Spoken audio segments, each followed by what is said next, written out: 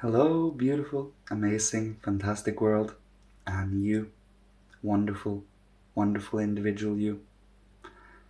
Today, I would like to speak about gratitude, hope, and love, with a little tinge of faith, too. For these qualities that is, well, faith, love, hope, gratitude, is spiritual forces, spiritual states of being. They do not occur normally outside in nature. It do not normally occur anywhere else but within freedom in our own inner being. It is something we grab a hold onto and actively, with freedom, well, purposefully do as an activity. That is the best way of saying it. We are conscious, silent, actively grateful for the present moment, for whatever we have been given in life, what we are to go through, what we are experiencing now, just to acknowledge both past, present, and future. And, well, having a sense of warmth within that sphere of and state of being, infusing the present moment with warmth. Gratitude is love. Gratitude, being grateful, I am thankful, is a state of love. Same with hope, faith, love, and hope in general. It is spiritual and highly sublime qualities as we human beings, and only we human beings, have. Of course, the higher realms do too, but here down on the physical plane. So by actively living with such inner, well, qualities, faith in the development and what we are doing is morally and with pure and loving intentions, with love for mankind in general. That will of course come. Love is love for mankind, love for oneself, for your neighbor, for you, for him, for her. It is taking every individual, meeting individual to individual, without any kind of astral, etheric, or physical aspects in the way. Now, can you do that? Yes, you can. It is all about practice and active choice to do so. A willingness to truly see a human being as the pure essence of what a human being is, without any of the physicalities and the appearances or the preferences or where they were born or any kind of that type. We meet individual to individual. And with gratitude, faith, love, and hope is for the hope for every individual of mankind to find the development that we all are striving for in the future. And that it will come to pass. And since we have that hope, we work towards that hope. It really is kind of a X marks the spot on the map, really, but it is only but one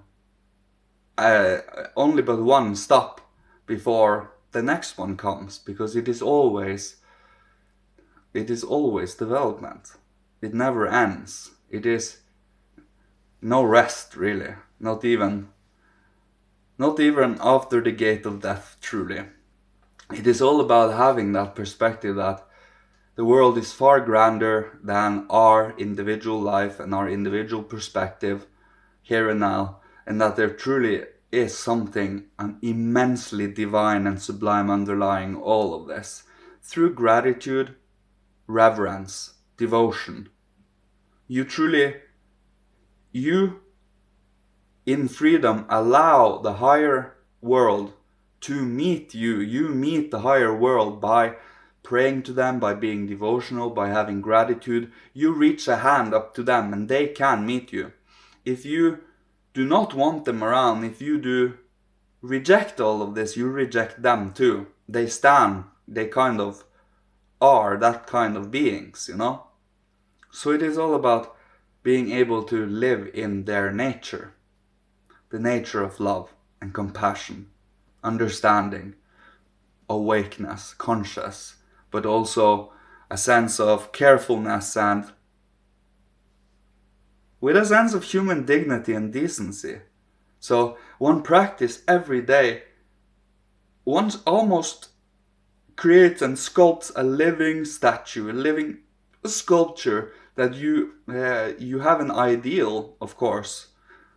Of course, the ideal might change over time based on how much you learn. The more you learn, the more, well, expanded your ideal might become, you see, based on how much you know. The more you know, the more accurate and the more precise your ideal will become, because you have the proper insights and necessary knowledge to understand. And that takes time. But time is something you can always put aside every day. Taken as an example, you can take 5 minutes to stop and breathe for a moment, focusing on an object or a sentence or something you normally never would perceive or say, and hold that as a focus for 5 minutes. I promise you it's more difficult than it sounds, but it also strengthens your will to hold the attention, to hold atmosphere, presence, space. And from this space you can do a plethora of things, like reflecting on the past. Your consciousness, your ego, your spirit is what is here, and doing these different tasks in the present. Looking back at our past, contemplating and maybe thinking a few things about what might we steer towards in the future. Where are we now? What kind of strengths and weaknesses do we have? Because we need to see all the different variations of sides from the lowest to the highest. And only by doing so do we have the proper objective perspective of things. So it doesn't matter what we truly feel about it in the end when we try to find the objective perspective, because the objective perspective doesn't always care for our personal individual feelings that doesn't necessarily coincide with the truth. Sometimes the truth hurts a little, but the truth is always more uplifting than lies, because it is the truth. And striving always for the truth and honesty, at least towards oneself constantly, it will jump over to the social life too. You do not, you strive to purify and ennoble yourself. And that is a practice. It is, practice walking, talking, practice holding a posture and so on. And it really is to or just to use materialistic terms, overdrive our otherwise automatic habits, because automatic habits comes out of sleepiness. It's like our true self, our center, is asleep while our habits take over and we go on automatic. But when you wake up to your center, your conscious being, you become active and alive within yourself. And you can truly use that for good or for ill. That is a choice. And it is all about holding the intentions pure as to create good and loving and nurturing karma, healing forces to the world, and not constantly stay in the debit account of karmic debt, But we always strive for the individual karma is connected to the world karma.